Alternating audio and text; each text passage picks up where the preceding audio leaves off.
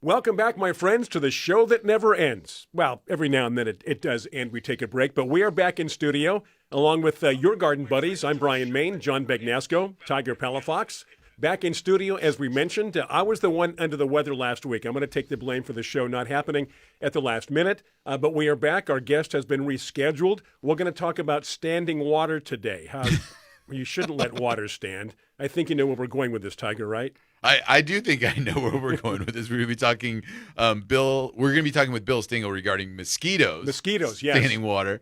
But I love how you're like, we're just going to be talking about standing water today. People are like, what? That's going to be boring. Yeah. We've had Bill on several times the last couple of years, a great supporter of our show, Garden America. Yeah. So we thank Mosquito Dunks for that. So stick around for that. John is back, tan, rested, and ready. John's been hunting gophers for the past week or so. Family's in town with John. The grandkids are here. The daughter's here. It's been this is a nice break for John, probably. It's been like a circus at your house, John, right? And you're the ringmaster. You know, with grandkids and all the commotion, you tend to forget things that you should be doing.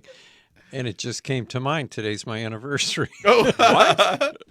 Really? Yeah, 51 years. Wow. 51 years. So you got married, let's see, Shannon was 16 and you were like 23? No, she was 18. Oh, okay. You don't marry 16-year-olds. What's wrong with you? There's something about, remember the Mann Act? That was the Mann Act, right?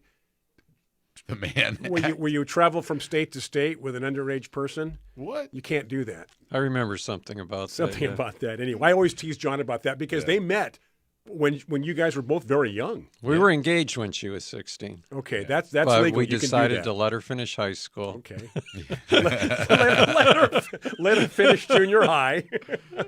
Yeah, anyway, congratulations. We could joke about that 51 years later. 51 years. What is the anniversary gift for 51 years? Well, I don't know, but over 51 years, I would say probably less than 10 times have I ever remembered our anniversary. And the only reason I remember now is because Shannon mentioned it to me last week that don't forget Saturday's our anniversary.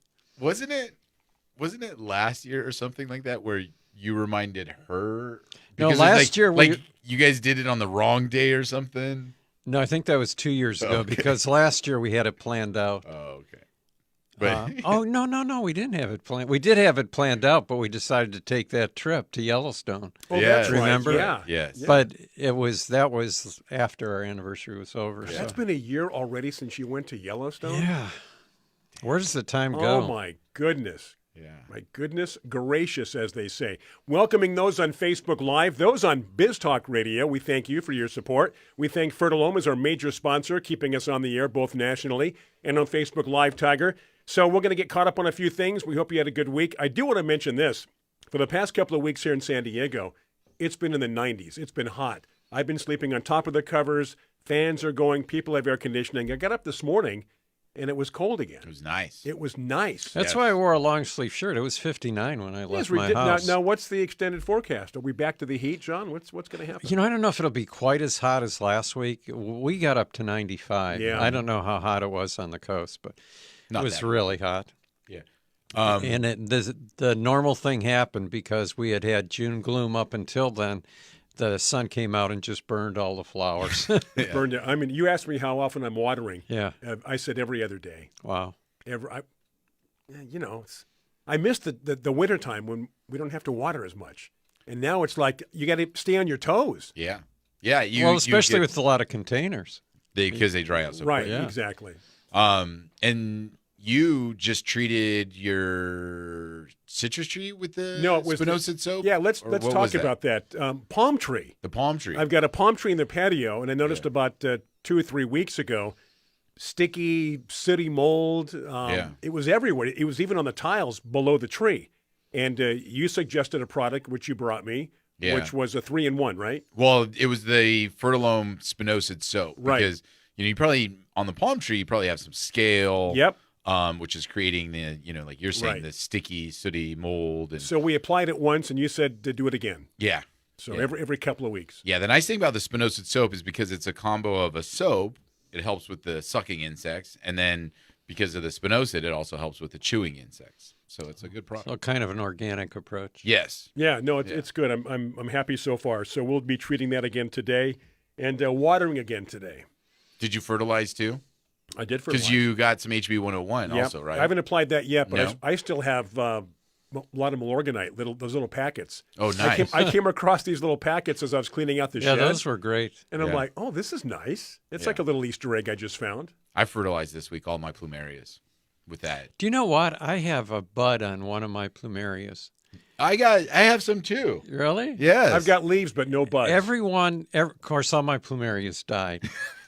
The only one that didn't die was when my son and his wife moved to Indianapolis. They left one behind, and I went to plant it in the ground, but I had the pot up on a table, and it flipped over and broke in half.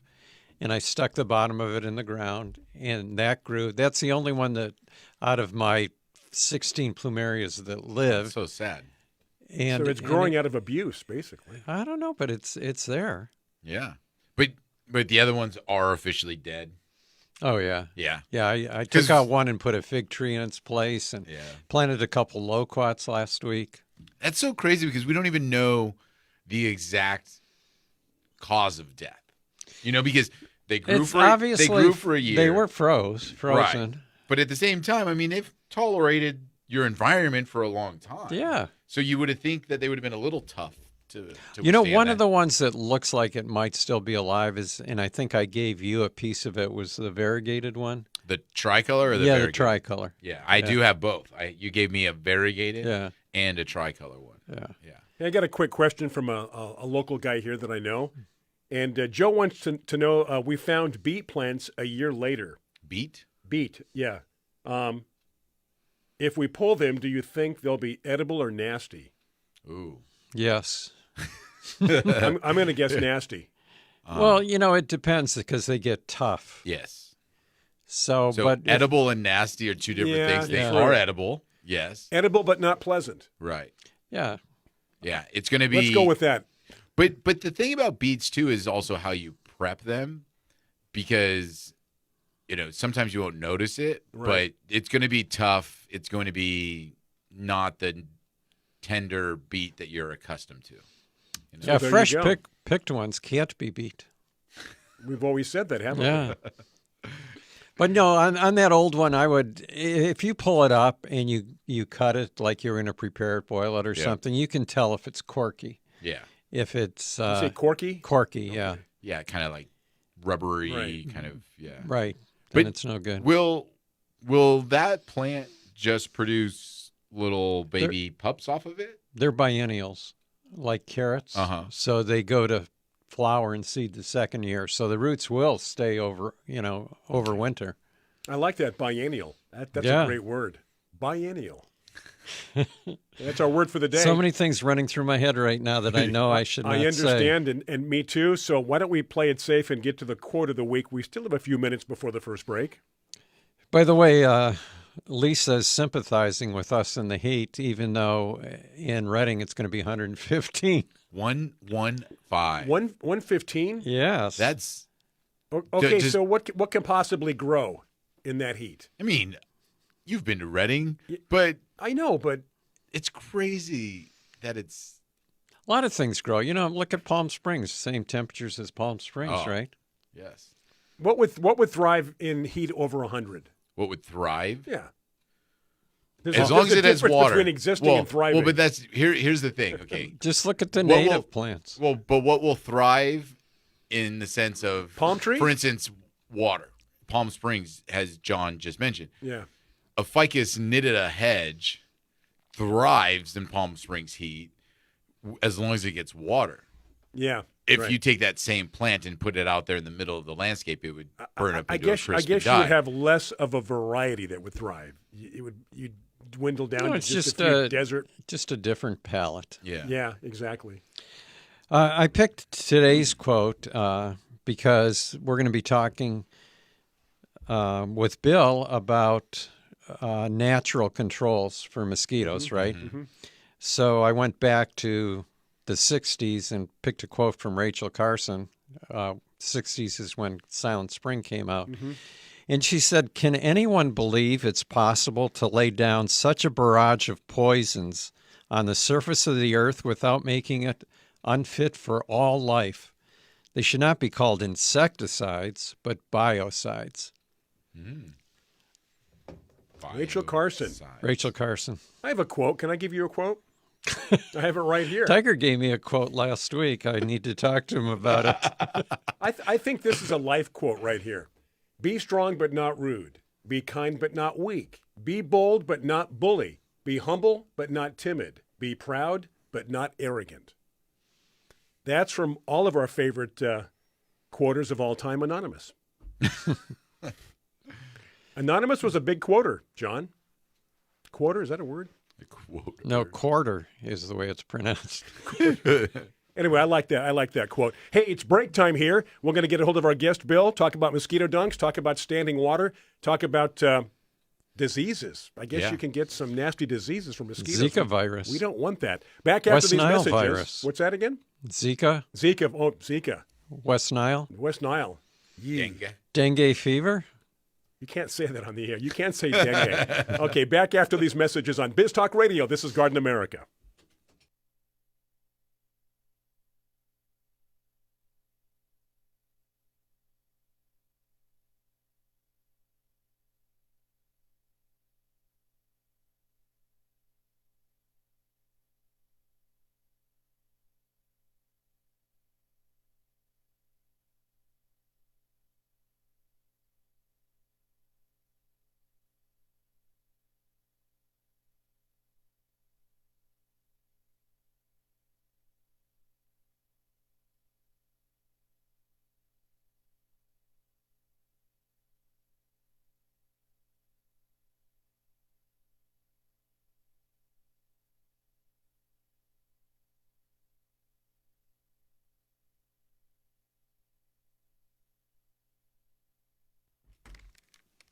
Okay, thank you for being right there. Thank you for hanging in there during the break. We trust you had a good break. We are back. It's Tiger Palafox, John Bagnasco. I'm Brian Main. We welcome you back to Garden America.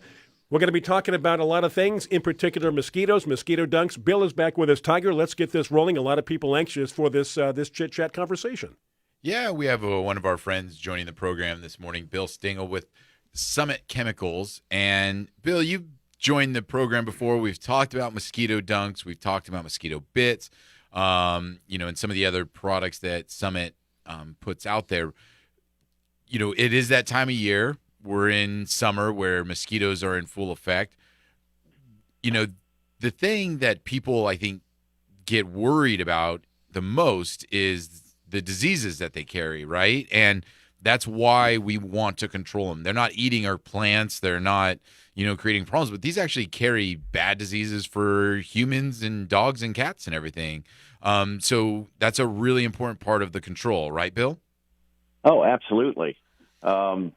Recently in the news, there's been suggestions that we may have a problem with a disease that most people are probably not familiar with called dengue fever.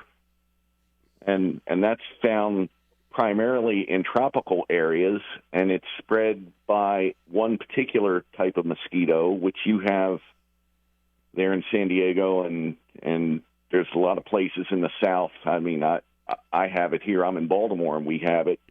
So it's a mosquito called Aedes aegypti, and it's not a native mosquito, but it's made its presence known in many areas of the U.S., and it's pretty common now, and it is the one mosquito that does spread this disease, this dengue fever, and Puerto Rico has been hit very, very hard with it.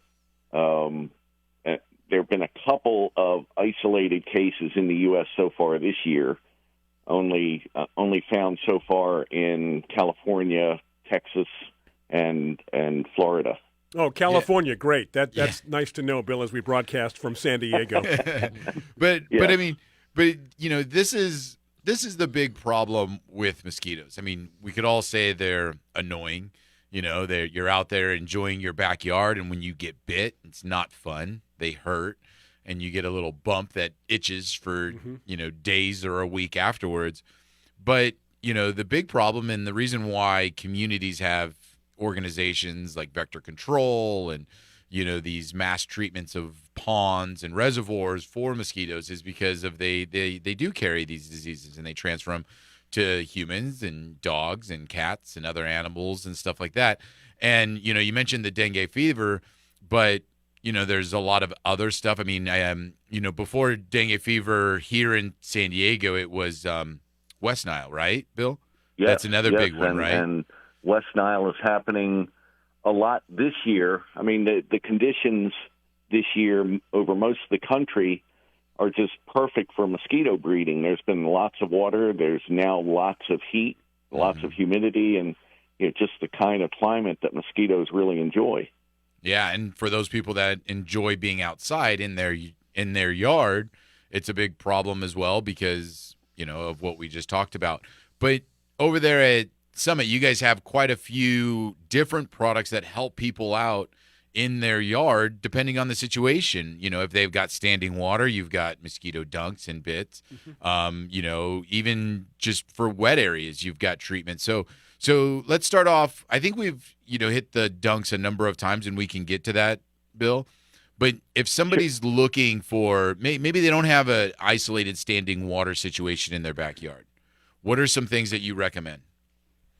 Well, first off, it's not just as simple as going, well, I don't have any standing water, because the standing water mosquitoes require is a thimbleful that hangs around for a week or so. And common areas that people don't think is their rain gutters.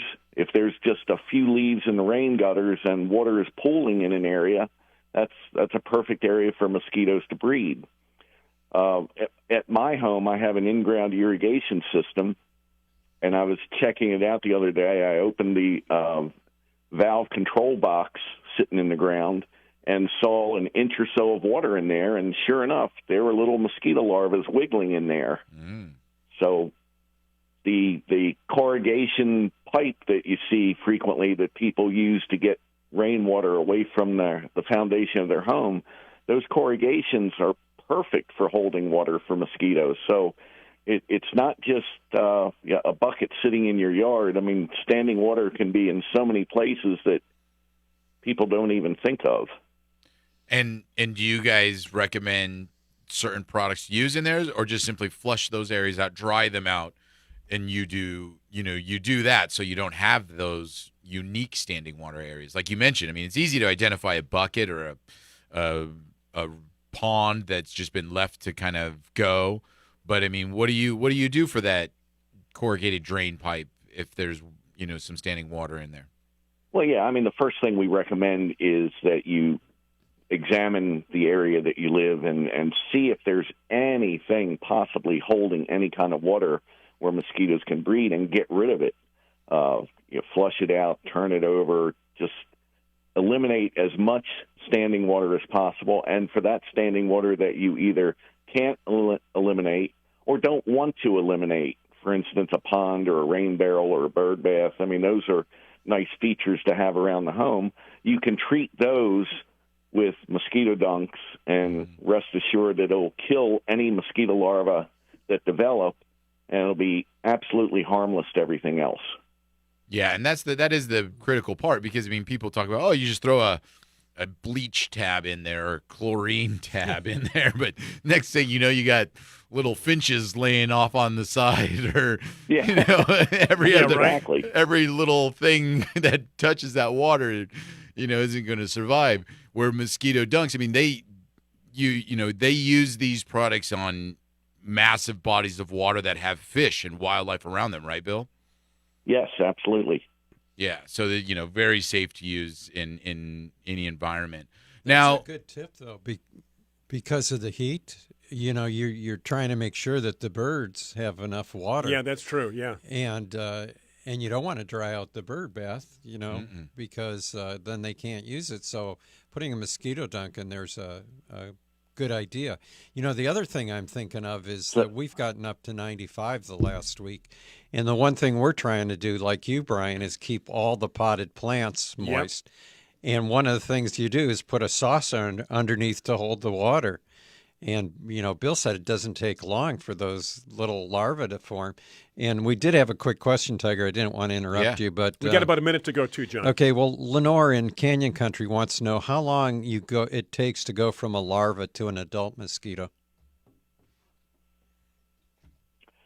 A lot depends on how warm it is. The warmer it is, the faster it occurs, and also the type of mosquito. But generally speaking, it's 4 to 7 days. Wow.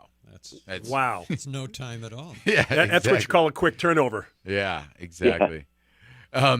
Hey, Bill, we are going to take a break right now. When we get back from break, we're going to continue chatting with Bill with Summit Chemicals and talk about some of the mosquito problems and talk about how this year's been a little bit different than years in the past. Absolutely. And again, seeing a lot of good questions and comments there on Facebook Live in the comments section. Keep those coming. We will address those to us and or Bill here. As we continue, going to take a break. I'm Brian Main, John Begnasco, Tiger Palafox. You're tuned in to Garden America on Facebook Live and Biz Talk Radio.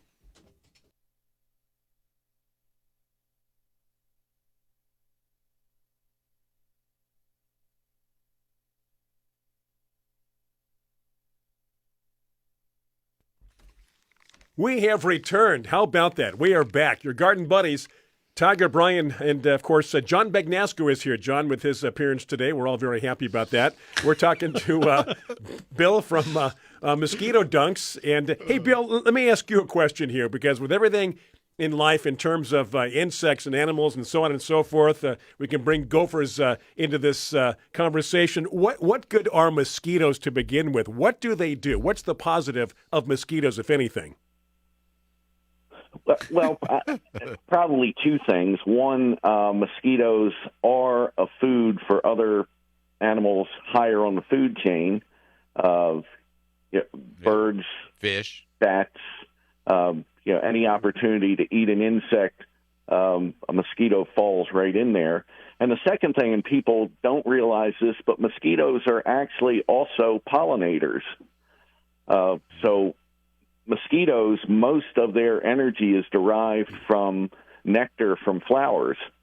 People think, all they do is bite. Well, it's the female mosquito that bites, and she bites because she needs the protein in blood in order to develop her eggs. And the males don't bite. They're just out carousing around and also feeding on the nectar of plants. No, that's very interesting because a lot of people don't realize that they are an important part of the pollinator cycle. I had no idea. I think most people do know that, birds and bats and fish eat them, but nonetheless, they are not fun to have in your backyard. And I got a question, Bill, in terms of repelling, in terms of treating your yard. Brian mentioned gophers, and we talk about gophers on the program and how if you work hard on getting rid of gophers in your yard, you can kind of get them controlled. And then when you get them controlled, it's easier if they come back into the yard to find it, treat it, make sure it doesn't get worse. Are mosquitoes like that as well, where if you treat your yard and you stay on top of things, you can kind of push them out of your yard and then, it's much easier to control? Or is this just something because you and I had the conversation about the weather just being ridiculously good opportunity for mosquitoes. It was wet, it's hot, lots of standing water, lots of areas that stayed wet for prolonged periods of time this year. So is this just something that you have to do on an annual basis, or is this something that you could treat and actually see your hard work develop over years? That's a good question. And, with mosquitoes, and this is probably true of most other pests, there's only so much that you can do because mosquitoes aren't just breeding on your property, they're breeding on the next door neighbor's property. So you can do everything right, and if your neighbor's not doing anything, you're still going to experience some mosquito problems, albeit less than what you had before. So it really does take a community to help control mosquitoes, and if everybody was on the same page, we would have far fewer mosquitoes than we do now. And John, we saw one of our viewers on Facebook Live mention the same thing, Carla. Well, Carla in Huntington Beach, yeah, wanted to know what the range was because obviously you can't control your neighbors and what they're doing. So she was wondering how far do mosquitoes go? So the average mosquito that most people are experiencing, like the one I mentioned earlier, that is responsible for the dengue fever, they're very weak flyers. They don't fly very far from where they were born. A block or more is probably the range, or a block or less is probably the range of the most common mosquitoes that we know. But again, you get into certain areas, a salt marsh mosquito, which I don't live near a salt marsh, but people that do recognize that those mosquitoes can fly for miles. So it really depends on where you are, but most of the mosquitoes that you find in urban or suburban areas are generally not strong flyers. They're not going very far. Yeah, I mean, it's kind of crazy to think that these mosquitoes do travel around because, like you say, they're not strong flyers. They're not crossing oceans, but, the eggs, the larvae, those getting moved around the world are kind of what probably driving some of the spreading problem, right, Bill? Oh, yeah, absolutely. Yeah. These mosquito eggs, I mean, this one mosquito, again, when she lays her eggs, they're a sticky egg, and she's looking for areas of water or containers of water. I mean, they like breeding in, buckets and tree holes and things that enclose the water. So lay the eggs on the side of that enclosure, and they'll stick there like glue. And at some point in time, when the water rises and covers the eggs, that's when the eggs will hatch out. And the scary thing is those eggs that are laid, if they're not wet, if they stay dry, they can stay that way for up to a year. Wow. Oh, I didn't realize that. Wow. Yeah, really. They're there, and then they're ready as soon as the water comes. Gee. Exactly. And so then, we all know that, the summertime is the opportune time. They got the heat, certain areas, high humidity. And, as it gets cooler, it tends to fade off. And then this whole idea that the eggs survive over a year is where the problem starts back up again in the spring. Is there anything that you guys at Summit recommend maybe doing that people can do, kind of getting ready for the fall or the winter to prevent mosquitoes from coming back in the spring? Or is it just treat now, decrease the population so hopefully next year you don't have such a bad problem? Yeah, that's basically it in a nutshell. You're never, ever going to eliminate mosquitoes, I don't believe. There's a lot of talk about different strategies that people are trying, including releasing male mosquitoes that have been sterilized so that they can't reproduce. And that's all been met with limited success. If anybody ever watched Jurassic Park, nature always wins. Yeah, true. Nature always wins.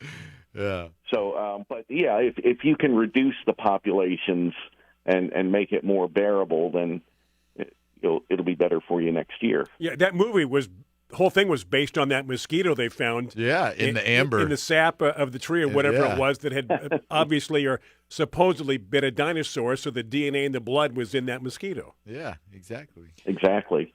Hey, I want to go away from mosquitoes for just a second. All right. Because a few months ago we had a listener who, and I think I have this correct, but Bill, you can let us know for sure, that was having a problem indoors in their houseplants with fungus gnats. And don't your mosquito bits take care of fungus gnats, or do I have that wrong? No, they do. They do. Interestingly, fungus gnats are in the same insect class as mosquitoes, and fungus gnats are teeny tiny little things. I mean, everybody that's had house plants has seen these little black things flying around. But if you put them under a magnifying glass, you go, my heavens, that looks just like a mosquito. Oh, really? I've never looked that close. Yeah, but fortunately they don't bite, so they're just a nuisance. like I said, because they're related to mosquito, they're in that same family, the insect class Diptera. Mosquito bits, when made into a tea and used to water your plants, gets down into the soil where the fungus gnat larvae reside, because the adults are laying the eggs, dropping into the soil, and they hatch out, become larvae, and then go through their stages and end up being an adult and fly out of the soil. But the mosquito bit tea actually gets ingested by the larva in the soil, and it's lethal to them just as the mosquito larva ingests it in standing water. Now, for our listeners out there, if you're not quite sure what the larvae of fungus gnats are, when you water your houseplants, the little larvae come to the soil, and you can see them hopping on the soil a little bit, and they're really tiny. But that's where the gnat itself comes from. So, good idea on how to get rid of those. Yeah, and we're going to have to take a break again right now, Bill. But when we get back from the break, I know that there's a couple other things that you guys have over there at Summit. One, is the idea of, repelling the mosquito. But then number two is, this is also the time of year for flea and tick, and I think you guys have some products to help out with that as well. Absolutely. Do stay with us. Those on Biz Talk Radio, going to take a quick break. Facebook Live, lots of questions, lots of comments coming in as we've kind of gone from just the mosquitoes to other things that Mosquito Dunks, this great product, does cover as well in terms of just pesky insects, gnats, so on and so forth. Going to take a break for Biz Talk Radio. Back after these messages. This is Garden America.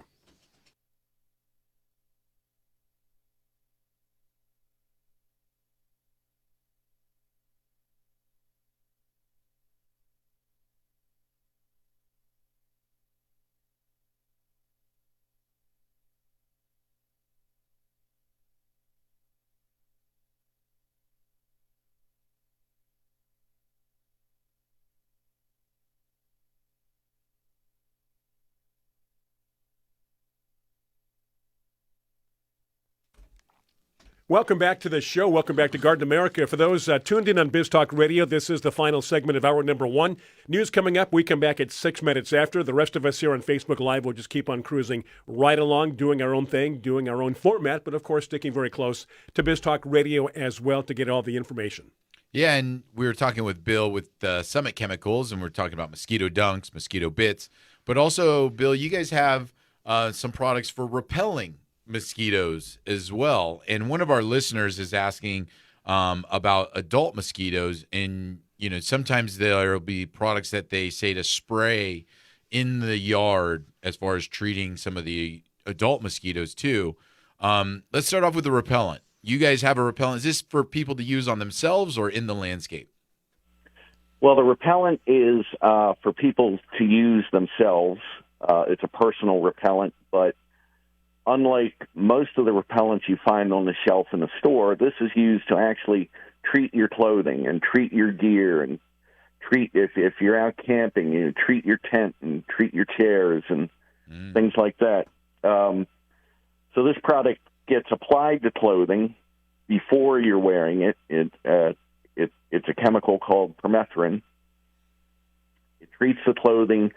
Clothing dries, it actually binds to the fibers of the fabric and remains in the clothing for up to 6 weeks, even after laundering. Okay. And it's just fabulous for killing and repelling ticks, mosquitoes, chiggers, mites, and other biting insects. Oh, wow. More than just mosquito, ticks as well, huh? Yeah. Bill? Yep. Yeah. And, we recommend, people don't just use that. Use a EPA-registered insect repellent for your exposed skin. And there's a number out there. DEET is probably the one that most people are familiar with, but there's some other ones that have been approved by the EPA. And I emphasize EPA because you have to provide and prove efficacy of the product. There's a lot of essential oil products out there. Some will do some repelling for some period of time, but nobody has to prove they work. They just have to put it on a label that it works.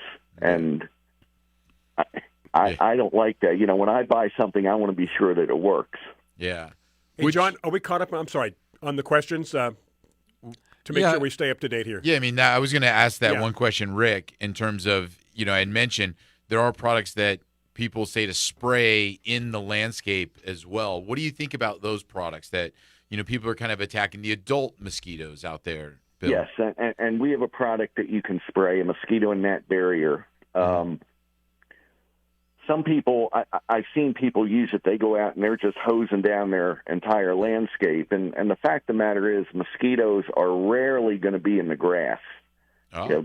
Mosquitoes are weak flyers. They're pollinators. They get their energy from flowers, from nectar. So typically, mosquitoes are going to be on the fringes of your landscape. They're going to be on the side of the yard. They're going to land on fence posts. They're going to land on decks. They're going to land on screens. They're going to land in carports where it's cool. They're not directly exposed to the sun. So those are the kind of areas that you want to treat. And that really reduces your adult mosquito population. But just spraying around your yard, people think, well, I'll spray this up in the air and that'll kill all the mosquitoes. Well, the droplets are heavier than air, and they're going to settle down to the ground pretty quickly. So unless you have a really, really fine fog that disperses slowly, I mean, you're not going to kill the mosquitoes flying around you. Gotcha. Bill, what do you think about this? Happens, I've been around long enough, so it happens on a regular basis. You get, I would say maybe every 5 to 10 years, you can go to garden centers or home improvement stores and buy mosquito plants. And all you have to do is plant them in your yard and it keeps away mosquitoes. What's your opinion on that? So my opinion of that is, I mean, those plants are lovely and they smell nice, but to actually repel mosquitoes, you'd have to take the leaves of those plants and crush them up and put them on yourself. Just planting those plants, unfortunately, is not going to deter the mosquitoes. Yeah, it's tough, huh? Hopes crash. Yeah, exactly. It's like getting Venus flytraps to take care of care all of your the flies fly in your problem. yard. Yeah. Oh yeah, they're gonna eat every fly in my house. That's a great analogy. Absolutely. It's kind of like getting an owl box to think it's gonna just cure all the gopher problems right there too, John, huh? Tiger, Carla's asking if you can post Bill's web Yes, address. I will. And anyone who has the newsletter, and Carla, I believe I put it in the newsletter also, so you can just click on that. But Tiger will post it.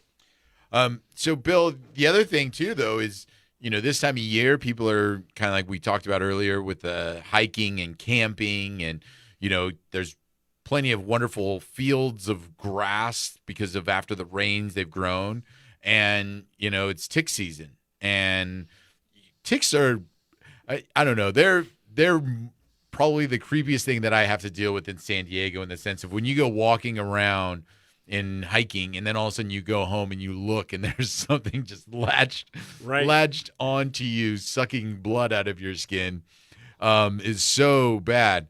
You guys have some products for that as well, and those are, again, vectors, right? Those can create disease issues and problems, right, Bill? Well, guys, you're lucky. In California, this one particular tick is not in your neck of the woods yet, called the Lone Star tick. The Lone Star tick did not come from Texas, though it does inhabit Texas. That was my guess. Primarily East Coast and Southeast. And this is a tick that you can acquire what's called the alpha-gal syndrome. So this tick bites you. People go, what's that? I've heard of Lyme disease, but what's this alpha-gal? It creates a permanent red meat allergy. What? So any mammalian meat it causes it can be a very intense allergy. It can be life-threatening for certain people. So I've met a number of people that have unfortunately acquired this. That is so scary. Wow. Anything that's a syndrome is not good. One scientist said, yes, this is nature's way of making America vegetarian. Yeah, exactly. And so the product you guys sell for flea and tick, how is it used? So the tick spray is a yard area spray, and again with ticks, they're not typically in a well manicured lawn. Ticks don't like to be out in the sun, but ticks are going to be in the shrubbery and near the trees. Ticks grasp as an animal or a person. Hey, Bill. Sorry, I'm going to have to cut you off. We're going to take a break. Sorry about that. When we get back from the break, we'll continue on with Bill Stengel with Summit Chemicals. Yeah, got to take a break. Yeah, got to take a break for Biz Talk Radio. News coming up here momentarily. Back at 6 minutes after hour number 2. Do stay with us. We're going to continue with Bill from Mosquito Dunks and to continue the conversation and let him finish his thought after the break. This is Garden America. Stay with us. Back with more.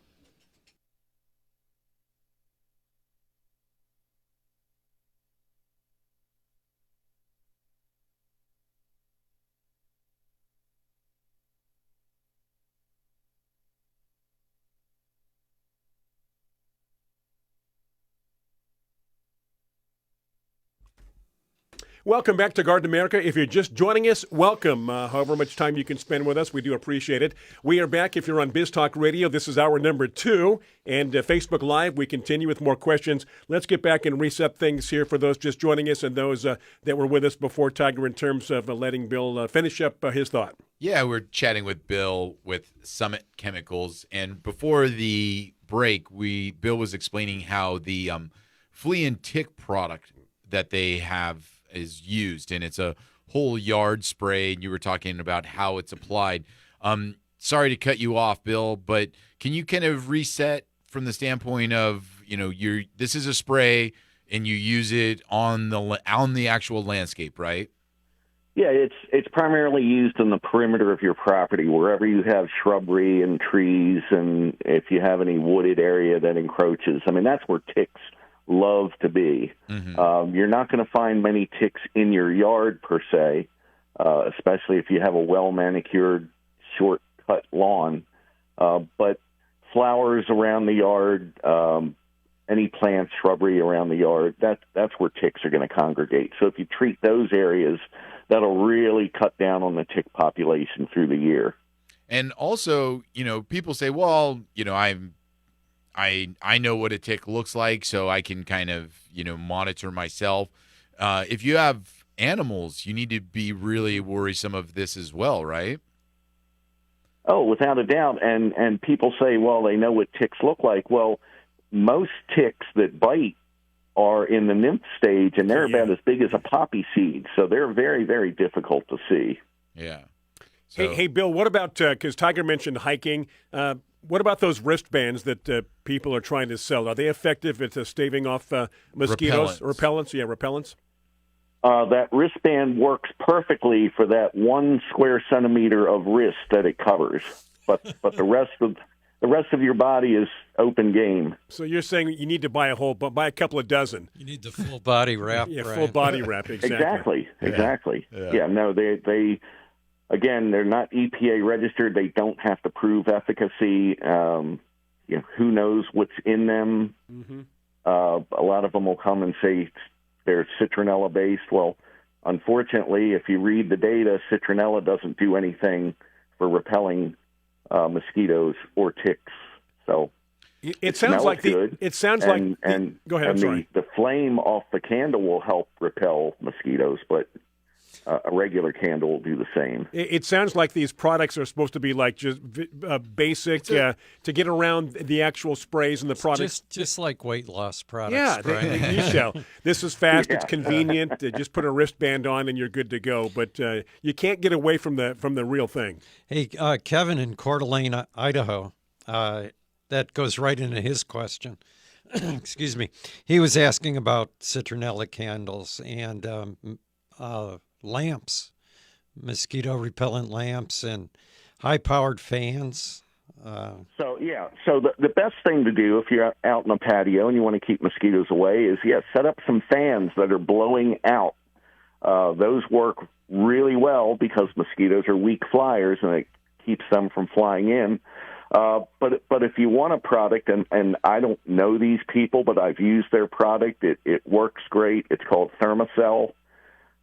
It's a device that you sit on your patio. It has a little insecticide inside, and basically covers a 15 square foot area. So if you set it on a table where you're sitting, it really does the job. Yeah, and I think last time we were on the show too, you talked about how those bug zappers don't work for mosquitoes. Is that No, right? Unfortunately, I mean, it's a good positive reinforcement when you're sitting out there and you hear this thing go.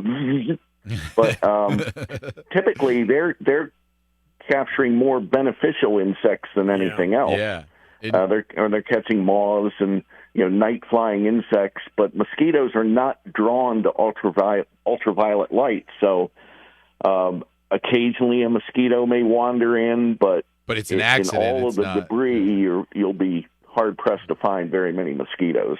Yeah, exactly. So, we mentioned a number of products here today, Bill. I did post the link to your guys' website. I know that a lot of people can find these products online. Also probably a lot of their local garden centers or, hardware stores will have these. Do you guys sell online? I can't remember if I saw that option. We do. We would prefer that people buy our products through our retail partners, but if they can't find it, we'll ship it to them. Perfect. So, Summit Chemicals, was it Summit Chemicals or summitchemical.com? Chemical.com. Yeah, I posted that link. And so, people can find out all the products. And then there's even things on there that we didn't even mention today that people have problems. I mean, you guys had foggers and other products that people can use. As you mentioned, sometimes you need to have that fine mist for the application. And, you can't get that with the spray. So you guys do have devices that do that for you, right, Bill? Yes. Yeah. So lots of other good products on there. Visit the website.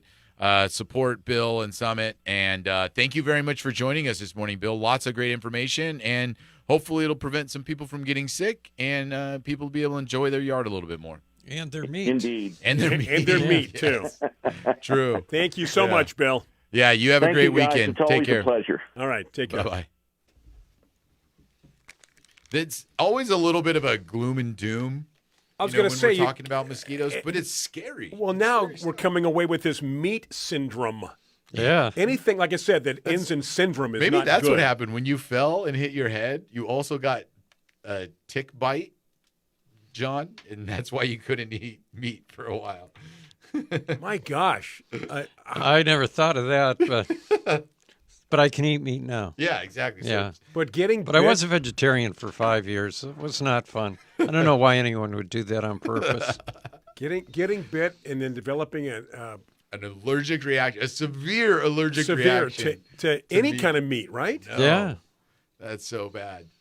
Well, have a happy summer. Yeah. As far as that goes, but I'm surprised more people don't get sick from mosquito bites. When I was a kid, we'd get when you bit. say more people, are you talking about the United States or worldwide? I Because guess there's a whole thing about worldwide Yeah, mosquito we didn't even get into malaria. Yeah, exactly. Yeah, I guess just the immediate company, the people around you. Of course, California is not really a hotbed for mosquitoes. We do have them. I would imagine humidity plays a big part. Yeah. We're not that humid. But I remember as a kid getting bit all the time, bug bites, and putting calamine lotion on and scratching. And nobody ever said, you're going to die of a mosquito bite. Yeah, but that's the thing is here we have, whole, things that protect us. I mean, number one, our county has programs that go and treat reservoirs and ponds, and they release mosquito fish, and they spray the BT and the other things to kind of control areas. In countries where that's not an option and they don't have that, it's a huge mosquitoes problem. disease does run rampant. And you, John, growing up in Detroit, I'm sure with the humidity, mosquitoes were everywhere. Well, in all the lakes. Well, yeah, and also, at night, the worst thing was there was no air conditioning back then. So it was 90% humidity, 80 degrees at night, and you can't put any covers on when you're sleeping because you're sweating, and then you hear this bzzz, bzzz.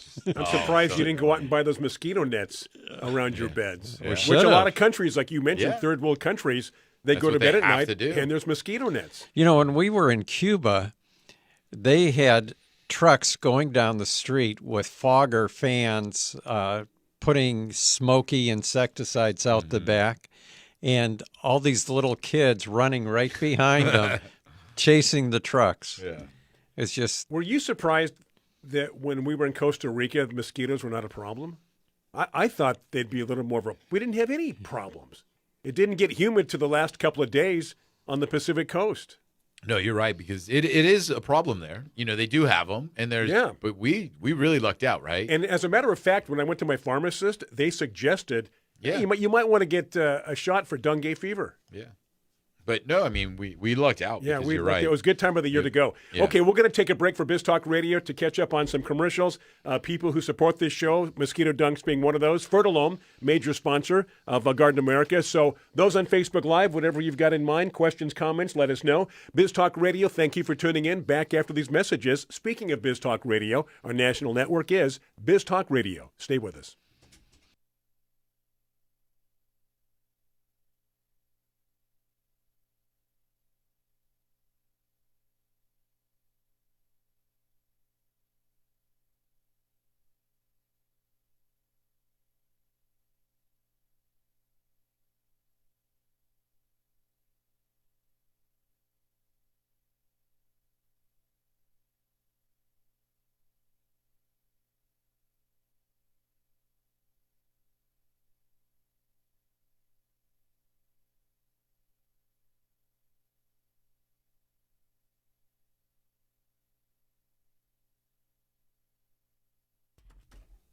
Hey there. Welcome back. Welcome back to Garden America. Hope you're having a good weekend. Now, we should mention this right off the bat. Next weekend, 4th of July weekend, we are taking We'll be off. Saturday off. So Yeah. apologies for last week and again next week. But then after that, we're going to be bulldozing right through the rest of the year for the most part. Yeah, we have a lot to talk about because then it's summertime and Yes. harvesting and Yeah. getting ready for summer heat. And isn't it too late to say that right off the bat, though? Since we're like 2/3 done with the show. Oh, I'm sorry. That was for those that are just joining us. Oh, okay. Yeah, those that have been with us, this may not be new news to you, but if you're just joining us right off the bat, welcome to the show. We're off again next week, but then we're coming back and we're going to be continual for as long as we can. John, anything that we need to know about there? Our buddy Histam in Pakistan is checking in. Hastam, Good what about morning. mosquitoes? Yeah, I in wonder. Pakistan. I Can would you- say they. I'm just guessing they're not a problem because you think So of dry dry and hot. desert Right. climates, but they could be a problem. Who they knows? could be there certain times of the year. Yeah. It all depends on, pretty much anywhere that there's a little bit of water and a little bit of heat for a period of time, you're going to have mosquito because like we talked about with Bill, it's, for depending on where you're at, it starts when the weather turns warm and that water is there. But then as soon as it gets cold, the mosquitoes do go into their, hibernation phase where no more adults, it's only eggs, they overwinter, and then they come back again the next spring, And- which is always blows me away because you can have an area that goes completely dry and the next spring they're back. Right. You know what I mean? It's just like you would think there would be like a reset, but no, they're there. They're just waiting. They're just waiting for it to come out. It's like an ambush. It is. When I mentioned the buzzing in Michigan, Tanya was from San Jose said, "Is it only the female mosquitoes that buzz?" And I have no idea, but where there was a buzz, there was a bite. Yeah.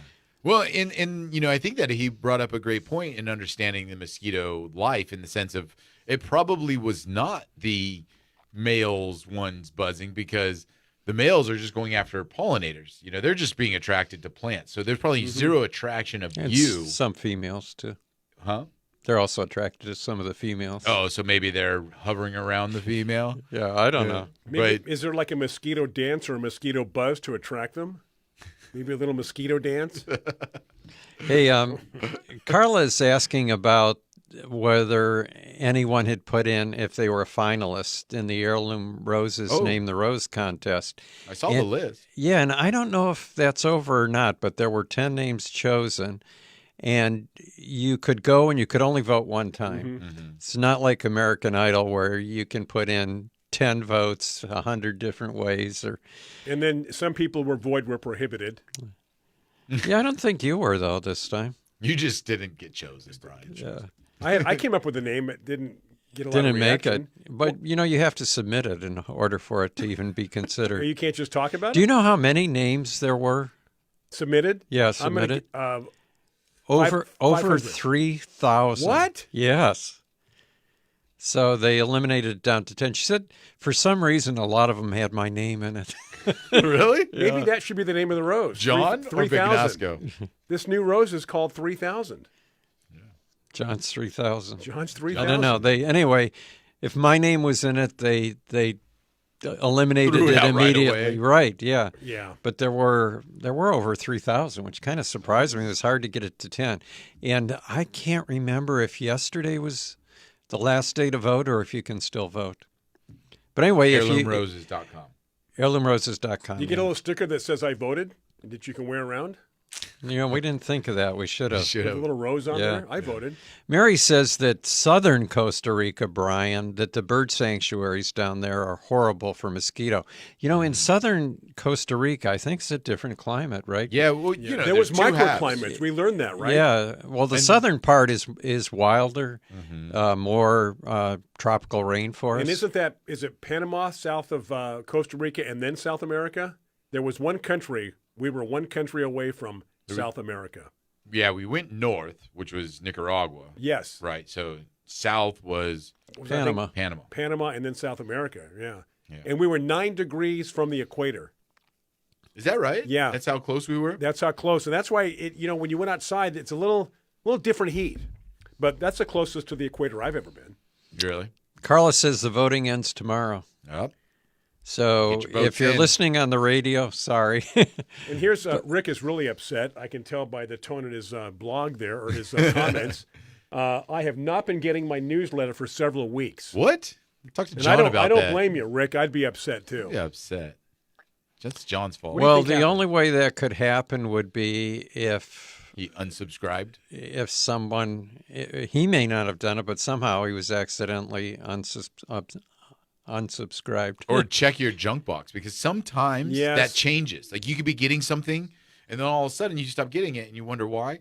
And sometimes there's an update, the way they do things, and it goes into spam or junk. Here's what we can do in the meantime, Rick. Go ahead, John.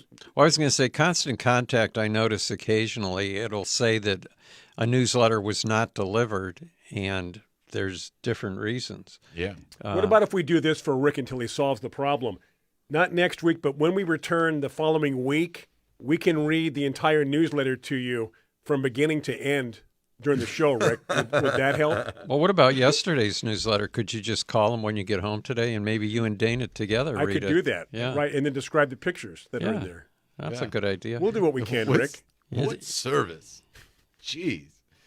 Lisa said she voted, but her name didn't make the top 10. Bummer. Sorry, Lisa.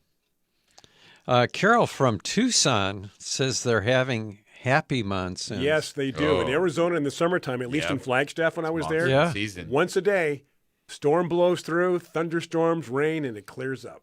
And it's nice. It's kind of a warm rain. Really? Oh, yeah. Yeah. I didn't know they were called happy monsoons. I think she's happy there's a monsoon. Oh, Yeah. I think that was her little editorial in I think if you're in Tucson right now or anywhere in that region, anytime you get rain makes you happy, because otherwise it's very hot and not a lot of fun. Kevin brings up a good point. When we got back, the first thing we did was buy pineapples. Yeah. And I said, let me see the tag. Sure enough, Costa Rica. Yep. And then Wow. Kevin says that 98% of what he bought, Costa Rica, some from Florida and none from Hawaii. No, yeah, right. They were talking about that, like, But no sugar, 98% and Costa no real Rica. pineapple in Hawaii anymore. Carla mentioned something that I didn't think of, and you would think that I would think of it, but she was letting Rick know that you can get the newsletter on Facebook. Yep. Yeah, that is Daniel true. It's posts that everywhere. link. Yep. Yeah. So go to Facebook and you've got Well, the it's- newsletter.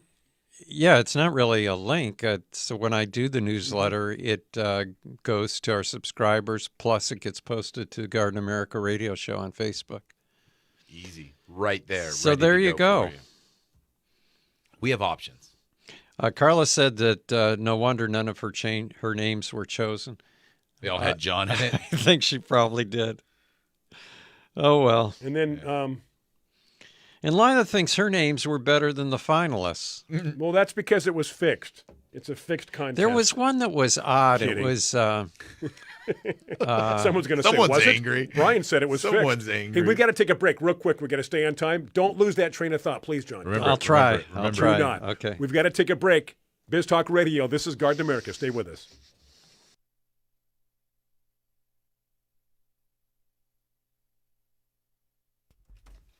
Garden America. That is us. We've returned, your garden buddies. Having a good time. Tiger Palafox, Brian Main, John Bagnasco. And John, continue your thought, please, prior to the break. Well, I was going to say one of the names to me was kind of intriguing, and now I'll probably get it wrong, but it was called Odette's Waltz. I can't pronounce that. Odette's Waltz? Odette's Waltz. You know, like a waltz? You know, like dancing? Yeah. And I thought, what an odd name. But then I looked, and that waltz was part of the ballet, Swan Lake. So you have to kind of have a little knowledge along that line to appreciate the name. I appreciated it after I looked it up, but Yeah. I'm wondering how many people are going to look it up. The bottom two, I think, were my favorite, which I would have to look up again. Is there a Maybe- rose called Swan Song? Yes. Darn it. It's a miniature rose. Not that I'm too late to enter, but Yeah. Most of the ones you wouldn't disqualified anyway because it already exists. right. But it's a lot of the names that I think are good. 9 times out of 10, John, it's already taken. Name's already taken. It's like naming horses, Tiger. There are some Think- funny names. think for about that. horses. You know? Yeah. John's having an Aha. aha moment. Well, It's a light Lila bulb. points this out, that the rules said no proper names, and Odette is a proper name. There you go. You know what? Okay. Our listeners and viewers are so much smarter than we are. Yeah. They should have a show. I think she and has we should grounds watch for it. a lawsuit. Goodness gracious. Let's go to I don't Judy think- Justice I or don't think something. and- Heirloom Roses want you supporting. sue them $10,000 in small claims, emotional distress.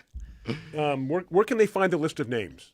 That's. I was trying to just find that right now. I saw an email with it because it's not posted on their website, is it? Well, it is on their website Oh, because is it? that's where you vote. Okay. So, how you would find that, though, I don't know. Maybe we can find. Well, it's too late to find the link. Let me see. I'm working on it right now. Okay, As we speak, as we talk. Yeah. but yeah, I'll have to point that out to Robin at Heirloom. Interesting. I would be surprised if that name won, but it was interesting.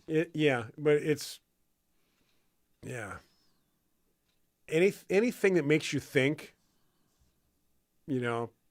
probably right off the bat, not a good idea. I mean, it's deep. It's, You hate things that make you think. wanna think. You just like to look at pictures. boom, pictures, a name of a rose. I get it. I understand it. Right. Based on the color, based on the climate, based on the breeder. Yeah. Carla says it's on the Heirloom Rose website, but when I went to their website, I had trouble finding it. If Tiger comes up with it, he can post it. In this heat, I'm surprised roses are still growing. It's a terrible time to plant bare root roses. They're not even available unless somebody had an overstock. And we got hold of a few of those roses a couple of weeks ago, and I gave one to you and Tiger each. Right. But And established roses are doing quite well. As long as they're Mine getting are. enough water. Yeah. No, Yeah. mine are doing. My Mr. Lincoln, blooming. The the ones that you gave, the orange one. What was the name of the orange one that bloomed orange? Marina. Yeah. I've got 5 or 6 buds on it. So, yeah, if they're established, they'll do well as long as you keep them watered. You know what? I've also, since I don't spray my roses, I'm also noticing that mildew's finally clearing up. Did you have any mildew during the rainy season? Not much. I just had a Really? few little holes, bites here and there on the leaves. You What know did you find? Find anything, Tiger? Not yet. Okay. You know what? It was funny you mentioned the mildew, though, is we've got a lot of customers who had Palo Verde trees. Palo Verde trees are kind of common here in San Diego, kind of a desert tree. But they get mildew real easily along the coast because they're a desert tree. They like the dry climate. And it's shocking how little humidity is required to give a Palo Verde mildew.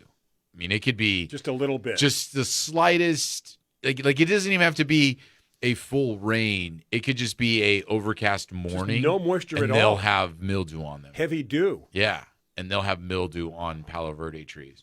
And it's tough because those are trees that don't have a lot of foliage, so it's kind of a challenge. But I just recommend people fertilize to kind of help it grow. I mean, they could treat with a fungicide, but in reality, they're just going to keep battling it because it's going to keep happening. But they need to make sure to plant Palo Verdes in a very open, exposed, dry area to be successful. Because they get mildew really easy.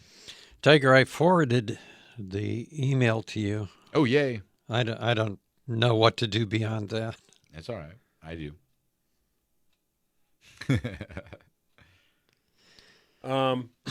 Kevin, our buddy Kevin in Idaho, accidentally pruned the new growth off a small rose right down to the nub. Will it grow back now? I mean, it'll eventually grow back. I mean, John's grown roses from nubs before, Right, so right. It depends how far down. How far, right? Yeah. Because if you've just budded a rose and you pull that whole thing off, it's dead, right? The more established it is, the better chance, right? Yeah, I did find the list of the finalist names, Brian. There was Spring Blush, Okay. Heart of Hope, Okay. Petite Allegro. I'm not too fond of that. Then the Odette's Waltz, Antique Blush. Wait, Odette's was a finalist? Yeah, that's what we were talking about. Oh, I thought it was just a throwaway. No. Somebody. Origami Snow. That's a fun one. Yeah, but I don't get the origami. Yeah, and origamis would not do good in the snow. They would just fall apart. Antique Blush, Sugar Frost. I kind of like Sugar Frost. Sugar Frost, based on the color. Yeah, my daughter said, that doesn't really apply, but I do like that name, Sugar. As a matter of fact, if it doesn't win, I'm going to use it for something else. And then there was Blushing Dogwood, Spring Dream, and Eternal Spring. What about Blushing Angel? No, it was not a finalist, Well, that Brian. was my name, Blushing Angel. Again, you had to submit it in order for it to be valid. I thought if I just talked about it, people would glom onto it. It's like you were thinking it was like the lottery, that your chances of winning are just as good if you buy a ticket as them sending it to you by mistake. You don't like Blushing Angel? What's your favorite on that list, John? I think Sugar Frost. I agree. Sugar Frost? Yeah. It's simple. It's to the point. It's different. Yes. A little different, yeah. Yeah. What's your favorite, Tiger? I'm feeling... I like Blushing Dogwood just sounds funny to I just me. like Blushing Angel. I like that, Blushing Angel. I'm going to stick to that. I'm going to be like John. If nobody takes it, we'll use it for something else, John. You remember the story about the China rose called Maiden's Blush that came into the U.S. during Victorian times? Mm-hmm. And the real name of the rose was a French name, and it translated to thigh of an aroused nymph. Yes. Yeah. But in Victorian America, that name just was not going to be good. Wasn't good. Huh? Right, so they changed it to Maiden's Blush over here. Yeah. Thigh of an aroused nymph. You remember who told me that story, Brian? Yes. Julie Newmar. Julie Newmar. Yeah. Yes. See, and it's so funny because I get that it translated. And what did you say it translated from? French? From French, From right. French, right? Right. But that's a you can't funny even keep a name. straight face. But imagine if I came to you and I was like, hey, I got a great name for a rose. Thigh of an aroused nymph. Now, Like, let's you know take what I that- mean? yes. Like, Let's take that thought and apply it to our contest here. Yeah. So if somebody came up with that, would that have even made the top 10? probably Well, no, not. because it's five. already been used. No, but no, assuming that, okay, we're assuming it hasn't been used. We're assuming we've never heard of that before. Yeah. It wouldn't. That would never Wouldn't fly. make the top 10. It was just like your What description. about if you put it down in French, though? Bicep of a mosquitoes, the bicep of a mating mosquito. Yeah, it's just like your description you're of the thinking, Eleanor Roosevelt. Eleanor Roosevelt. You're not. Are you thinking nymph as an insect nymph? Well, That's not what it was. well, I know that's not it was, but I mean, What about the description know? of the Eleanor Roosevelt rose, John? We have time before the break. Eleanor Roosevelt was the one. She's the one who made the comment. She said she had a rose named after her, and she said that she was Didn't like the description. Well, right? she was really pleased until she read the description, which said, "No good in a bed, but great with up against a wall." Yeah, that was the description of the rose. And with that, just in time for a break. Those on Biz Talk Radio, Facebook Live. We've got one more segment coming up after this break on Biz Talk Radio. Welcome to Garden America. Happy weekend to you. 4th of July next weekend. We are off. We'll talk more about that next year on Garden America.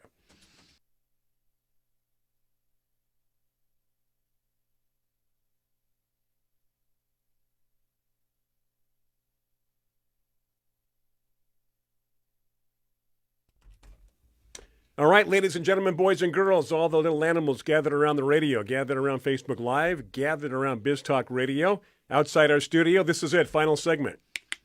And again, we mentioned we're off next week. are you still relaxing? You're feeling good. You just don't. After the show, I'll crash. Yeah, will you? I'm just energy for the show, and then I'm back to sneezing and all that. Are you taking any? I was up cough medicine. Yeah, stuff yeah. like I went that? out and bought the spray, bought Mucinex. Yeah. Anybody else that's had a summer cold that just lingers? Oh, it's the worst because there's nothing And you worse said than your mom caught something like that. She did, and there's nothing worse than being in the heat with a cold. And you know what it was like too? Was like someone's pushing down on your head. Oh, It's just pressure. It's just Yeah. like, can I just have the sniffles and sneeze and a cough? Do I have to have this pressure? yeah.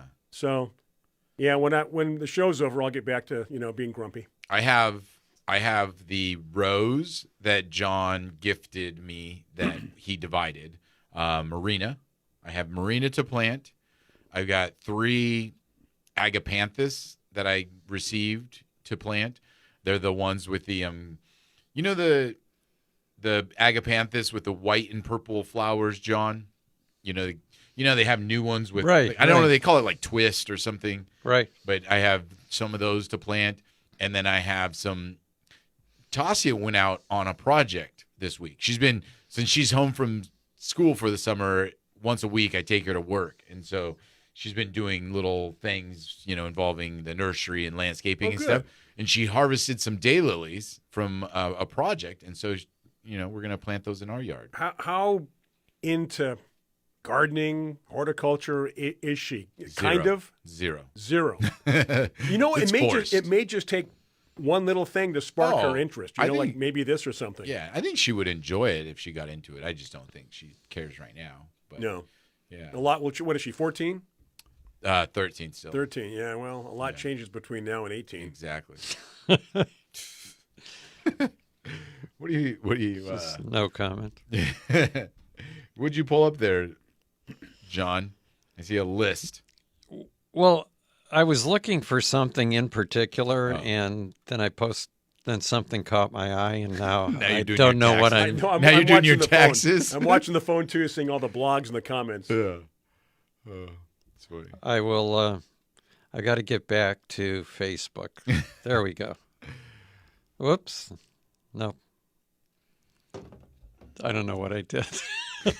He pushes. Is this the last goes segment? Yeah, away. the rest of the Last show he's segment, done. It's okay. I We're re- still monitoring.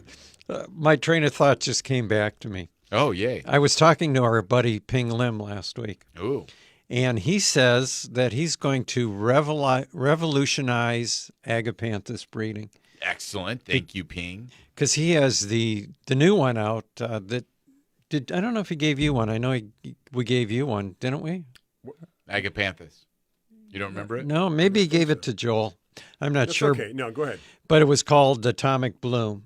And that thing has probably got each little plant maybe a dozen. I think this is Balloon the one that I see spikes? in the box stores. Right? Yeah, it Right? is. Right. It Very is in popular like right Home Depot right Yes. now, something like that. So that one is great. But he said that he has one that is so unique, looks like crocus. Really? He How said it's fun. that little and looks like little crocus flowers. Oh, that's fun. So, he's one of the world's best rose breeders Yeah. right now, but, getting into agapanthus. Has he done other stuff? Because, I mean, he kind of seems like a good He's- breeder of plants. He's about doing everything. hibiscus Hibiscus. also, Yeah. and he tried bougainvillea but was not successful. No. You know, that hibiscus that I have, which came from you, has got to be the most unique hibiscus. You cannot, that company's now closed down. Well, the fact that they're the size of dinner plates Yeah. and multicolored, the reactions I get when I show people, they're like, "What is that?" Yeah, I know I got to take good care of that. those are hard to get. Because Yeah. hey, Tanya's got a question about agapanthus.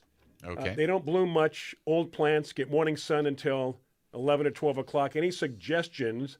And then let's see here. Should I feed something special? So frustrated. Well, we've just been talking about the new ones, right? And one of the other innovations in agapanthus that Ping has done is repeat bloomers. Because usually the old agapanthus, either africanus or orientalis, would bloom one time.